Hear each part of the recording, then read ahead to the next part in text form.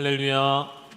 아멘. 우리에게 지난 한 주간 성회를 허락하시고 은혜 중에 마치게 하신 하나님께 감사와 영광을 올려드립니다. 그리고 또 한 주간 날씨가 많이 쌀쌀하고 추웠는데도요, 새벽을 깨우시고 이 자리에 나오셨던 여러분에게 또 다시 한번 감사드리고요, 우리보다 먼저 일어나서 새벽부터 차량 운행해 주셨고 주차 봉사해 주셨고 매일 찬양팀으로 섬기시고 반주해 주시고 또 특송의 자리까지 서셨던 그 모든 시간들 다시 한번 섬겨주신 모든 분들께 감사를 드립니다.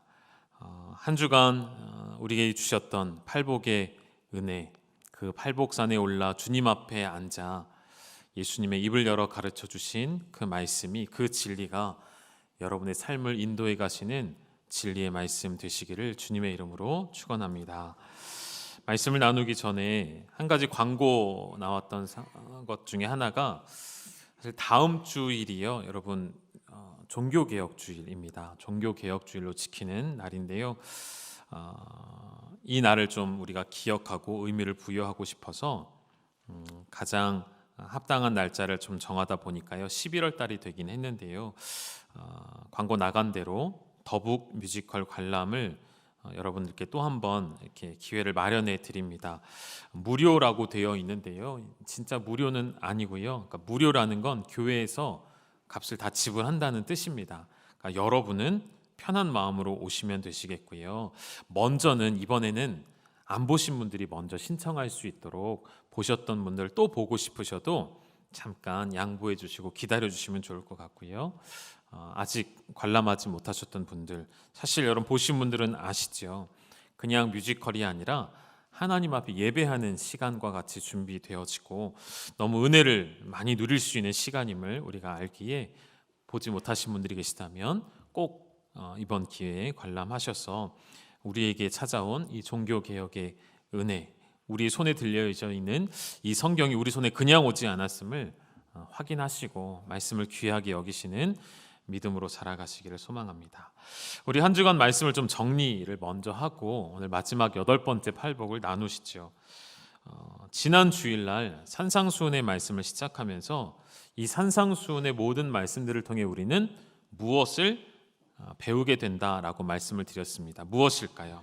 예수님의 가치관과 예수님의 세계관, 예수님의 말씀이 선포되는 것이기 때문에 다른 것을 인용하시거나 다른 데서 가져온 말씀이 아니라 예수님 그 진리 자체이신 그분 안에서 나오는 생명의 말씀이기 때문에, 여러분, 언어는 그 사람의 생각과 중심과 사고방식을 대변하죠.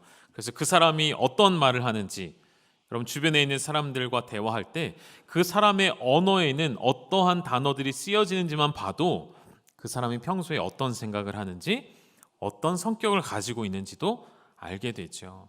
예수님 길게 말씀하시는 산상수훈, 마태복음 5장, 6장, 7장 안에서 우리는 예수님의 직접 말씀을 듣게 되어질 때에 예수님의 생각, 예수님의 가치관, 예수님의 세상을 바라보는 관점을 배울 수 있다 말씀드렸고, 그 첫 발걸음이 바로 팔복이었다는 것이죠.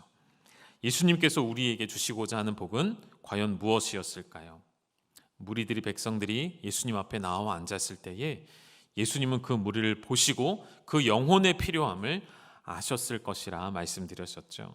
그들이 원하는 복이 아니라 하나님이 주시기 원하시는 복, 동일하게 오늘 우리에게도 마찬가지이죠.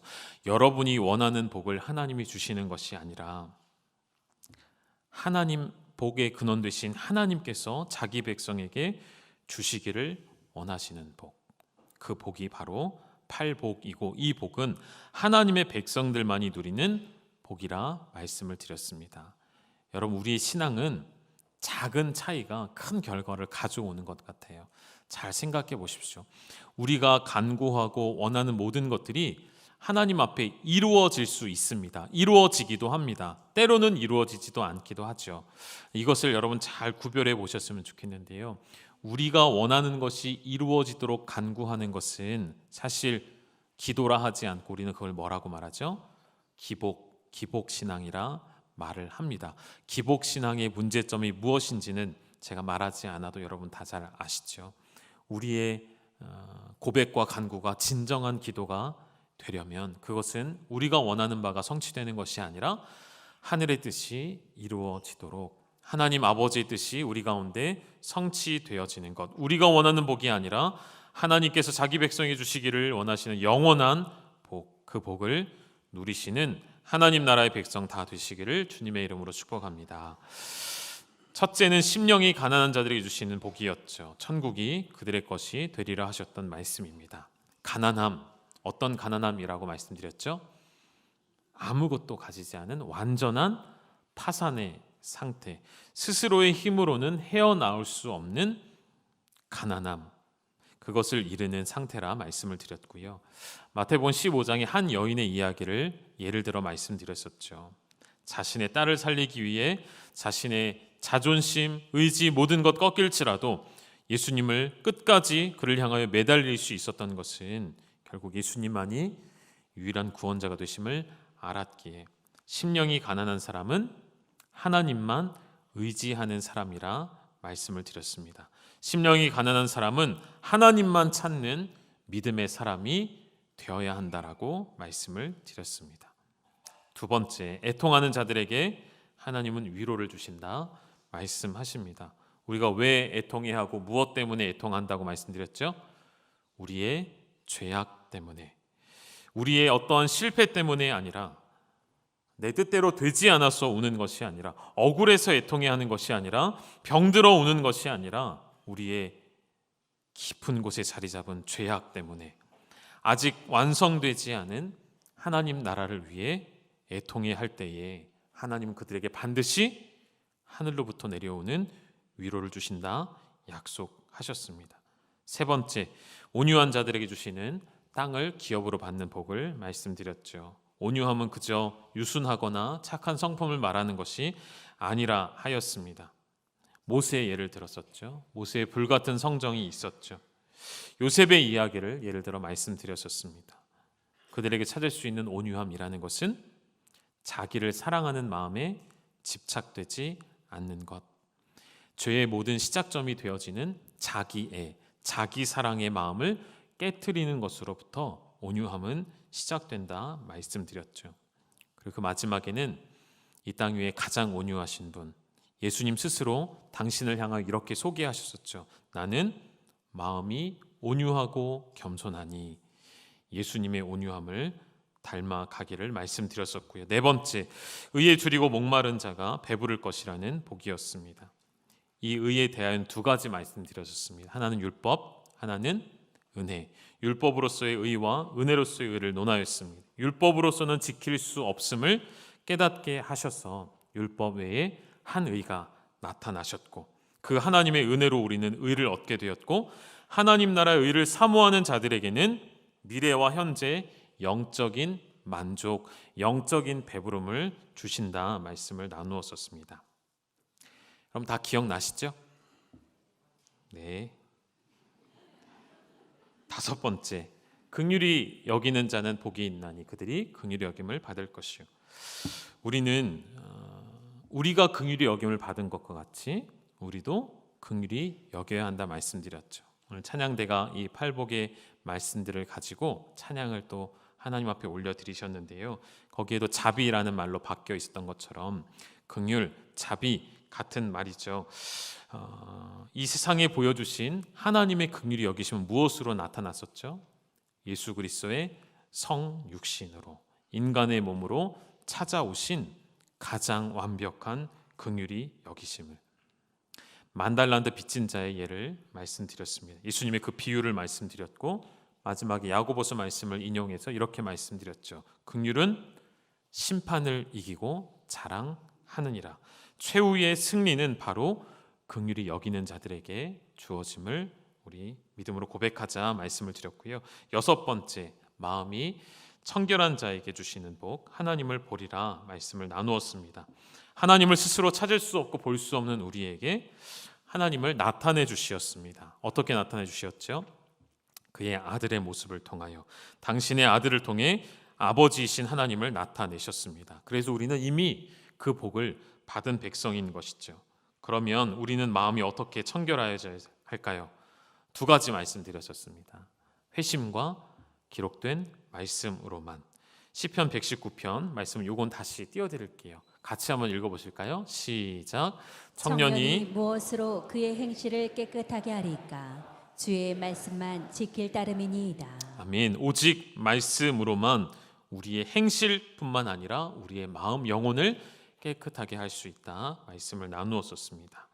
어제 나누었던 7번째, 화평하게 하는 자에게 주시는 복, 하나님의 아들이라 일컬음을 받는 것. 여러분, 죄가 들어와 하나님과 우리 사이에 담을 쌓게 되었죠.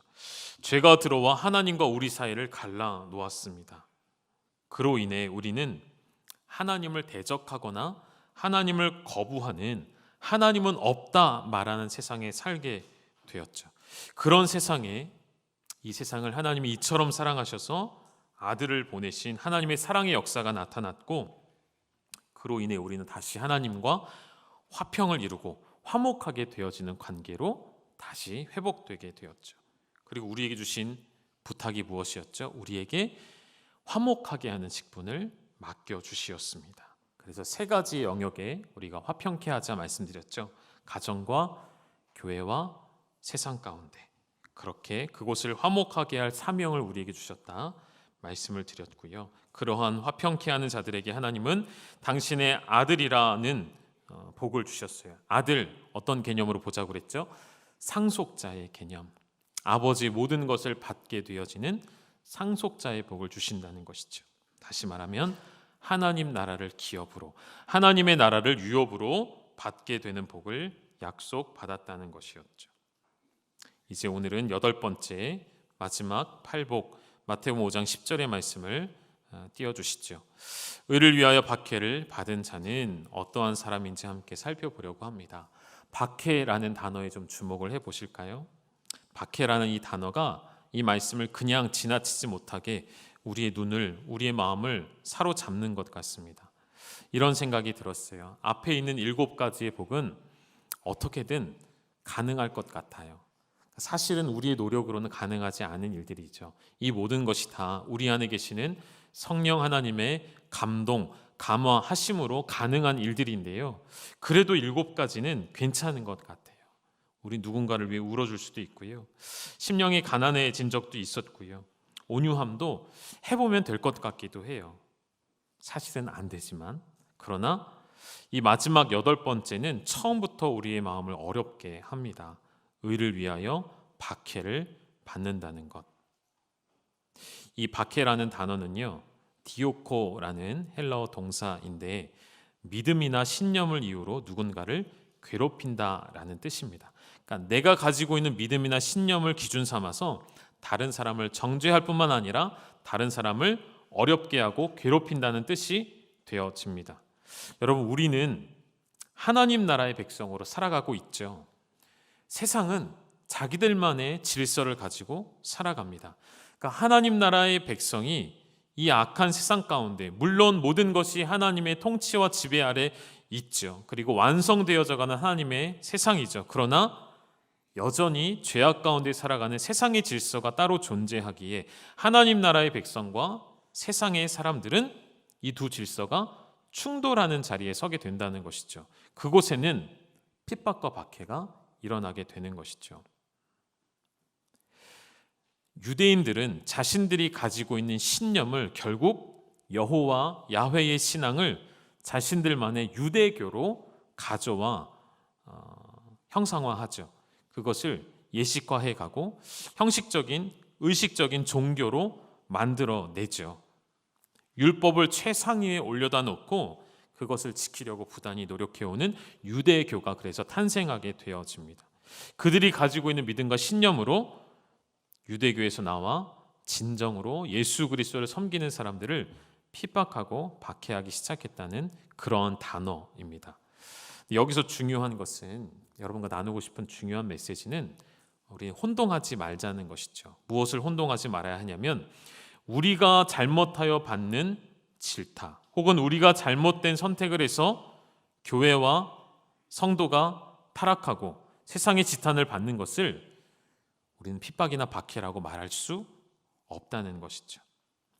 교회가 혹은 성도가 불법을 저질러서 세상 법정에 서면 그것까지도 의를 위한 박해로 치부하는 것은 잘못된 모습이라는 것이죠.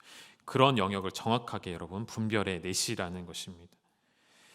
우리의 삶이 그리스도를 향하고 우리의 삶이 하나님 나라를 향할 때에 우리가 받는 모든 고난은 하나님을 위하여 받는 고난이 될 수 있습니다. 그러나 분명히 구별할 것은 우리의 탐욕과 정욕을 위해 살아가다가 받게 되어지는 고난을 하나님의 그 영광스러운 의를 위한 핍박과 박해로 여기지 말라는 말씀입니다. 베드로전서 2장 20절에 이런 말씀이 있습니다. 이 말씀 같이 읽어보시죠. 시작. 죄가 있어 매를 맞고 참으면 무슨 칭찬이 있으리요. 그러나 선을 행함으로 고난을 받고 참으면 이는 하나님 앞에 아름다우니라. 아멘. 이 말씀 그대로입니다. 우리가 죄를 지어 매를 맞고 참으면 여러분 그것이 무슨 상급이 있고 무슨 칭찬을 받겠습니까? 그건 당연한 일이라는 것이죠. 그러나 선을 행함으로 하나님의 의를 따르고자 함으로 고난을 받고 그 고난을 그 박해를 그 핍박을 참아내는 자들은 하나님 앞에 아름다운 상을 받게 된다는 것이죠. 여러분 진정한 의미의 박해는 우리의 일상 가운데 일어나는 우리의 정욕으로 인해 얻게 되어지는 결과들 그것이 박해가 아니고요. 오직 하나님 나라의 의를 추구할 때 받게 되어지는 고난을 말한다는 것이죠. 우리 팔복의 네 번째에서도 의에 대하여 말씀을 드렸었습니다. 그 의는 하나님의 뜻에 합당하여진 상태, 하나님의 뜻에 우리의 뜻이 합치가 되어진 상태, 하나님의 뜻에 부합된 상태가 의로운 상태라 말씀을 드렸었습니다. 우리가 박해받을 유일한 이유는 그 하나님의 뜻에 나의 뜻을 일치시키고자 노력하며 살아갈 때에, 그때에 하나님의 뜻을 가지고 살아가는 자들이 세상에서 겪게 되어지는 어려움들을 뜻한다는 것이죠. 다시 말씀드립니다. 자신의 영광을 위해 살다 찾아온 어려움은 결코 성도가 받는 박해가 될 수 없다는 것이죠. 의를 위한 이 박해는 우리의 마음속의 갈등만이 아니라 실제적인 삶의 고통과 고난으로도 나타날 때가 있습니다. 우리가 흔히 말하는 예수를 믿으면 복을 받고 예수를 믿으면 모든 문제가 해결된다는 고백, 궁극적으로는 옳습니다. 궁극적으로는 맞는 말입니다. 그러나 예수를 믿어도 우리는 이 땅에서 고난을 받고요. 오히려 오늘은 더 강하게 말씀드리고 싶은 거예요. 예수를 믿음으로 여러분은 고난을 당하셔야만 한다는 것이죠. 우리 예수님은 지금 이 팔복산에 오른 무리들에게 영적인 원리를, 신앙의 원리를 가르쳐 주시는 거예요. 너희는 이 땅 위에서 예수 그리스도를 따름으로 박해를 받을 수밖에 없음을 가르쳐 주고 계시다는 것이죠. 무겁죠. 이 팔복의 말씀들이 우리가 감당하기 쉽지 않은 말씀들인 것이 분명합니다.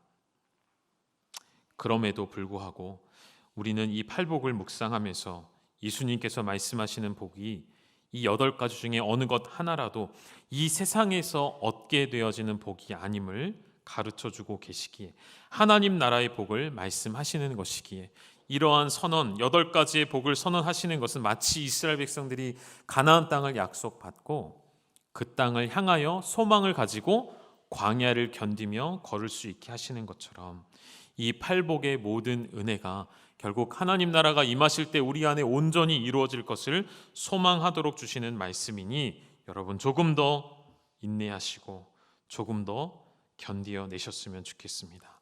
그 팔복의 은혜가 여러분의 것이 되어지는 날이 반드시 옴을 믿음으로 견디시기를 주님의 이름으로 축복합니다.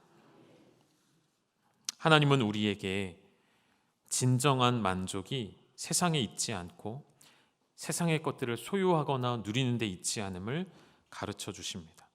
저는 이것이 이 팔복의 모든 복을 관통하는 진리라 말씀드리고 싶은데요. 그럼 우리의 진정한 만족은 어디 있을까요? 이 모든 8가지의 복은 하나님과 다 관계되어진 것들이죠. 다시 말하면 하나님과 내가 올바른 관계를 맺을 때에 진정한 복을 누릴 수가 있다는 것이죠. 하나님은 오늘도 당신의 백성들이 당신과의 올바른 관계 가운데 서 있기를 원하시는 것이죠. 하나님 나라의 질서를 가지고 살아가면 세상과 충돌된다 말씀을 드렸습니다. 그리고 그 박해는 세상 사람들과 전혀 다른 기준으로 우리가 살기 때문에 당연히 받는 것으로 여겨야 한다는 것이죠. 여러분의 삶 가운데 예수를 믿는다는 이유 때문에, 예수를 내가 믿고자 하는 선한 양심 때문에 불이익을 받거나, 혹은 우리 아이들이 그리스도인이라는 이유로 믿음을 지키기 위하여 행하는 모든 일들로 인하여 세상에서, 학교에서, 사회에서 왕따를 당할지라도, 지금도 선교 현장에서는 예수를 믿는다는 이유로 형벌을 받거나 처형을 당하거나 추방당하는 일이 지금도 일어나고 있죠. 이런 박해가 우리에게 주어질 때 우리가 알게 되는 것이 한 가지 있죠. 나는 이 세상에 속한 사람이 아니구나라는 것을 깨닫게 되어지는 것이죠. 좀 거꾸로 이야기해 볼까요? 조금 과한 표현이 될 수도 있고 과한 설명일 수도 있는데요. 잘 들어보시죠. 여러분의 삶이 예수 그리스도를 섬김에도 불구하고 세상으로부터 오는 아무런 박해가 없고, 세상으로부터 오는 아무런 핍박이 없고, 세상으로부터 오는 아무런 지탄이 없다면 진지하게 고민해 보셔야 합니다. 내가 정말로 그리스도를 따르고 있는가? 정말 하나님의 의를 위하여 살아가고 있는가? 분명히 말씀드릴 수 있는 것은 하나님의 의를 위하여 살아가는 자들에게는 반드시 핍박과 박해가 따라온다는 것이죠. 여전히 세상의 복음으로 뒤덮이기를 원하여서 복음을 전하지만 여전히 세상은 하나님을 거부하기에, 그런 상황 속에 우리에게 믿음이 떨어지고 은혜가 떨어지면 결국 세상과 타협하게 되고 그들과 동조하게 되어지고 죄에 무감각하여져서 그 박해 앞에 우리는 굴복하게 될 것입니다. 그러나 믿음으로 사는 자는 하늘 위로 받는다 말씀드렸었죠. 믿음으로 사는 자는 하나님의 완전하신 위로와 보호하심 가운데 있기에 능히 감당할 수 있는 것이죠. 여러분에게 부탁드리고 싶은 것은, 여러분 세상의 문화와 세상의 언어와 세상의 가치관들이 여러분에게는 낯선 일이 되셨으면 좋겠습니다. 우리 아이들에게 이 세상이 낯설게 느껴졌으면 좋겠습니다. 우리의 마음속에 세상의 것들이 낯설게 느껴진다는 것은 하나님의 나라가 우리에게 가까이 있기 때문인 것이죠. 우리가 하나님 나라의 질서 안에 살아가기 때문인 것이죠. 그러나 반대로 세상의 일들이 우리에게는 자연스럽고 세상의 문화가 우리에게 즐거운 일이 된다는 것은 우리가 하나님 나라의 질서가 아닌 세상 나라의 질서 가운데 동조하며 타협하며 살아가고 있다는 증거가 되겠죠.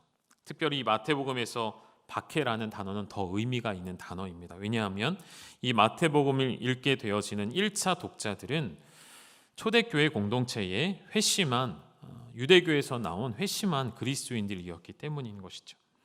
그들이 현재 받고 있는 고난을 말하고 있기 때문입니다. 같은 민족, 같은 동족인 유대인들에게 박해를 받아 고난을 당하면서 이 고난을, 이 박해를 어떻게 받아들여야 할지, 어떻게 반응해야 할지 고민 가운데 있는 자들에게 주님의 살아있는 음성이 그들에게 들려오는 것이죠.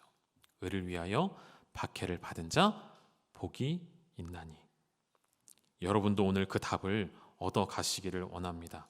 우리는 그리스도를 따르는 사람이기 때문에 세상은 그리스도를 박해했기에 간단한 원리이죠. 그리스도를 따라가는 그리스도인들도 세상은 받아들이지 않을 것입니다. 바울의 생애를 잠시 돌아보실까요? 고린도후서 11장 24절부터 27절까지의 말씀에 보면 바울의 고난이 이렇게 표현되어 있습니다. 우리 길지만 천천히 같이 읽어보시죠. 시작.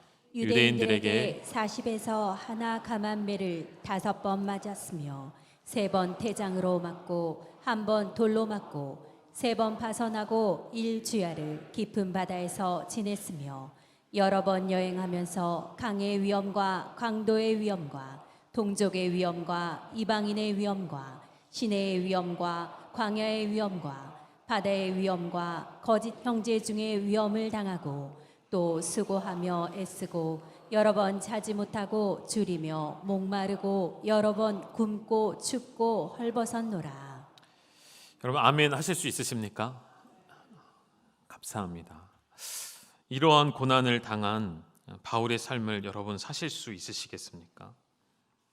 이러한 고난을 당하면서 유대인들에게 40에 하나 감한 매를 5번이나 맞았다는 것, 살아난 것이 기적인 것이죠. 3번 태장을 맞고 돌에 맞기도 하고 배를 타고 가는 중에 3번 파산하기도 하고 이런 수많은 위험과 고통을 감내해 오면서 바울은 놀라운 고백을 하죠. 이러한 박해가 오히려 나에게 유익이 되었다라고 말을 합니다. 박해가 어떤 유익이 있는지 2가지만 말씀을 드리면, 첫 번째는 이 박해가 나에게 있음으로 말미암아 우리는 내가 그리스도를 따르고 있다는 확신을 얻게 되는 것이죠. 사도행전 5장 41절의 말씀도 같이 한번 읽어보시죠. 시작. 사도들은 그 이름을 위하여 능력받는 일에 합당한 자로 여기심을 기뻐하면서 공회 앞을 떠나니라. 아멘. 그 능력받는 일에 합당한 자로 여기심을 받았다 하여 기뻐하였다라고 고백합니다. 사도들은 박해를 받는 일을 기뻐하였습니다.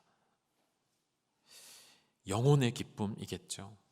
눈에는 눈물이 흐르지만 몸에는 상처투성이가 되고 심령이 상하여 고통 가운데 있지만 이 모든 일을 내가 하나님의 복음 앞에 합당한 자로 여김 받았구나 라는 상급으로 여기며 기뻐했다는 것이죠.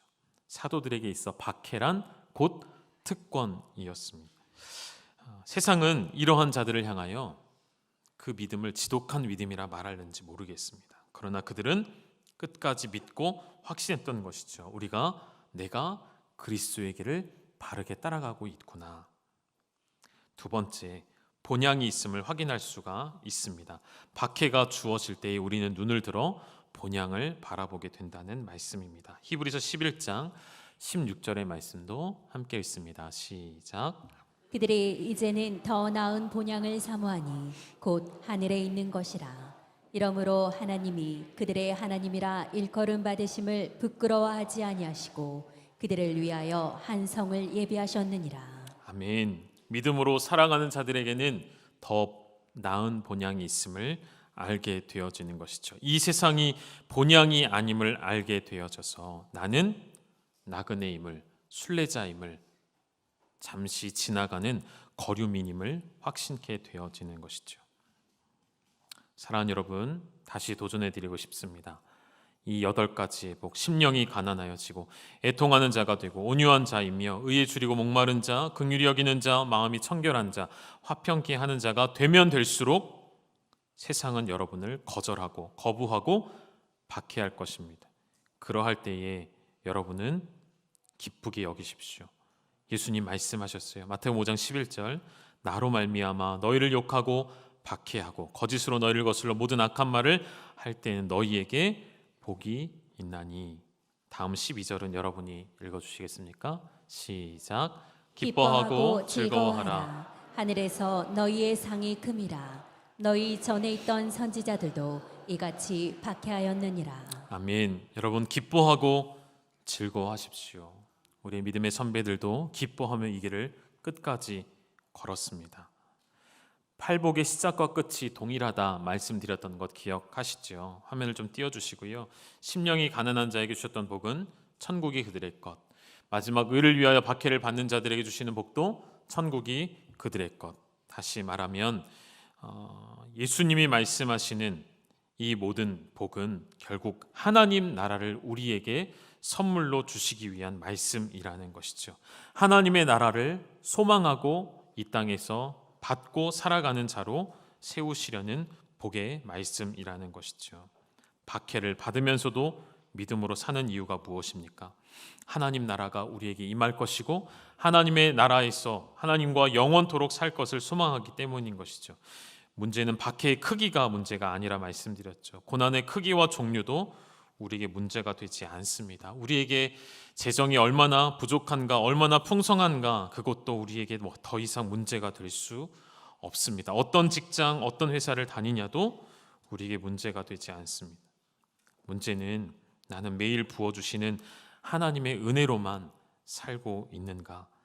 하나님은 매일매일 나에게 이 팔복의 은혜를 부어주시는데, 공급하여 주시는데 나는 그 공급하신 능력과 힘을 외면한 채 내 힘으로 살아가고 있지 않은가? 내 안에 그리스도의 생명이 충만한가 충만하지 않은가, 그것이 우리를 이 박해 앞에, 세상의 거절 앞에 타협하게 만들 것인가, 끝까지 견디며 의의 길을 걸어가는 자가 될 것인가를 결정하게 되어질 것입니다. 사랑하는 여러분, 오늘 우리 예수님 말씀하신 그 입을 열어 가르쳐 주신 이 생명의 말씀, 생명의 복음, 예수님이 몸으로 보여주시고 삶으로 보여주시고 입을 열어 가르쳐 주신 이 팔복의 은혜를 날마다 믿음으로 세상을 뒤로하고 날마다 팔복산에 올라 그 은혜를 누리시는 거룩한 하나님의 자녀들 다 되시기를 주님의 이름으로 축원합니다. 함께 기도하시겠습니다. 하나님 아버지, 오늘도 나의 가난한 심령을 가지고 팔복산에 오르고자 합니다. 무거운 짐을 이끌고 주님 앞에 겨우겨우 나왔는데 우리 주님, 세상의 것들을 버리라 말씀하십니다. 내가 주는 물을 마시라 말씀하시며 내가 너희에게 주는 영원한 그 살과 피를 먹고 마음의 쉼을 얻으라 말씀하십니다. 이 땅에서의 쉼이 아니라 우리의 영혼의 만족을 주시는 하나님 나라가 이미 너희에게 임하였다 말씀하여 주십니다. 하나님, 때로는 외롭고 힘겨운 이 길을 기뻐하며 즐거워하며 걸어갈 수 있는 믿음을 우리에게 허락하여 주시옵소서. 팔복의 은혜를 더하시며 세상을 뒤로하고 믿음으로 오늘도 팔복산에 오르는 죄 거룩한 백성들이 다 되기를 원하오며 살아계신 예수님의 이름으로 축복하며 기도 올리옵나이다. 아멘. 우리 지난주에 불렀던 찬양인데요, 다시 한번 이 말씀대로 살아내기를 결단하는 마음으로 찬양하시겠습니다. 심령이 가난한 자는, 심령이 가난한 자는 천국이 저희 것이요, 애통하는 자는 복인데 위로를 받을 것이요. 온유한 자 복이 있나니, 온유한 자 복이 있나니 땅을 기업으로 받겠네.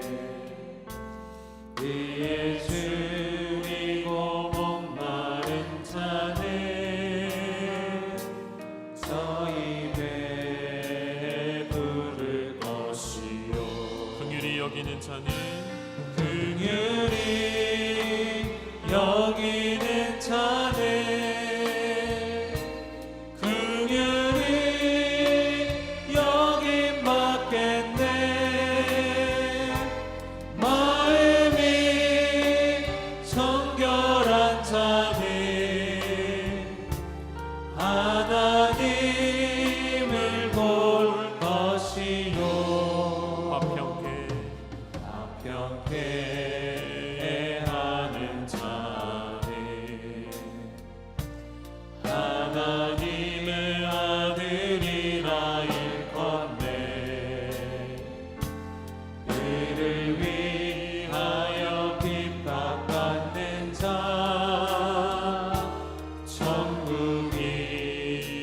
다시 고백할까요? 긍휼히 여기는 자는, 긍휼히 여기는 자는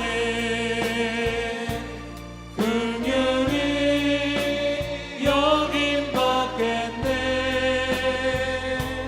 마음이 정결한 자는 하나님을 볼 것이요. 화평케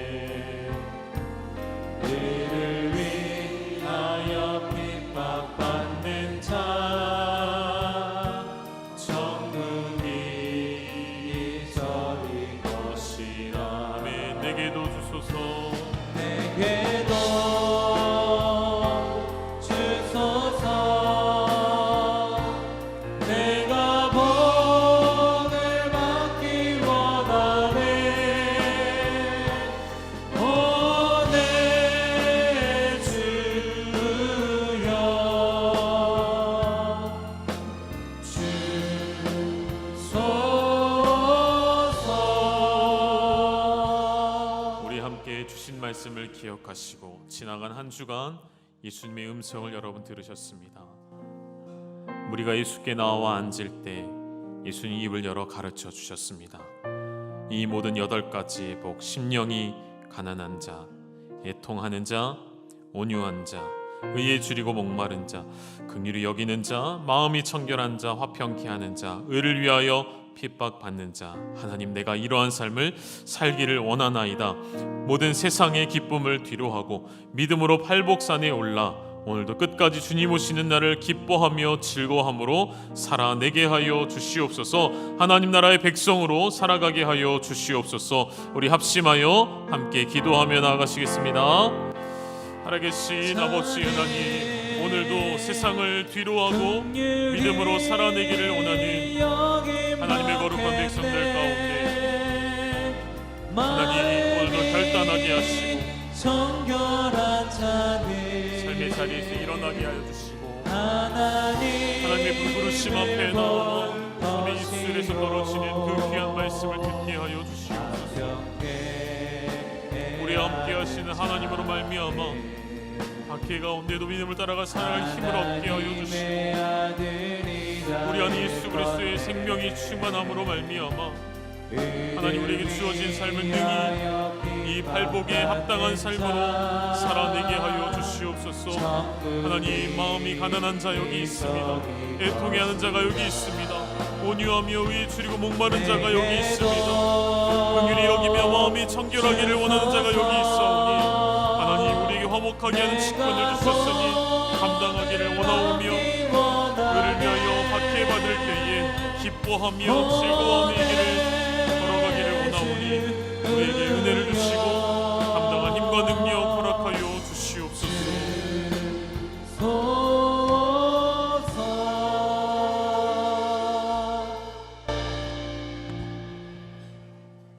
의에 줄이고 목마른 자는 천국이 저희 것임입니다. 오늘도 믿음 안에서 하나님이 우리들에게 알려주신, 주님이 우리들에게 알려주신 8가지 복을 저희의 믿음의 삶을 통하여 주의 뜻 따르며 살아가기로 다짐하고 예배한 열방의 가족들 위해 하나님의 놀라운 위로, 은혜, 축복, 능력이 더하여 주시옵소서.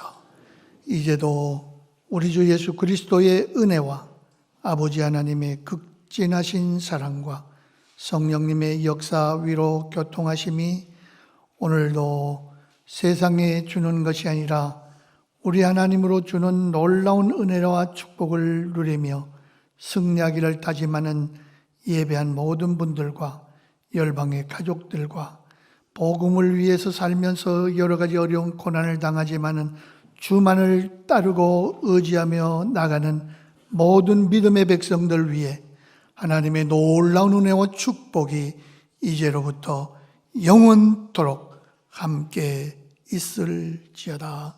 아멘.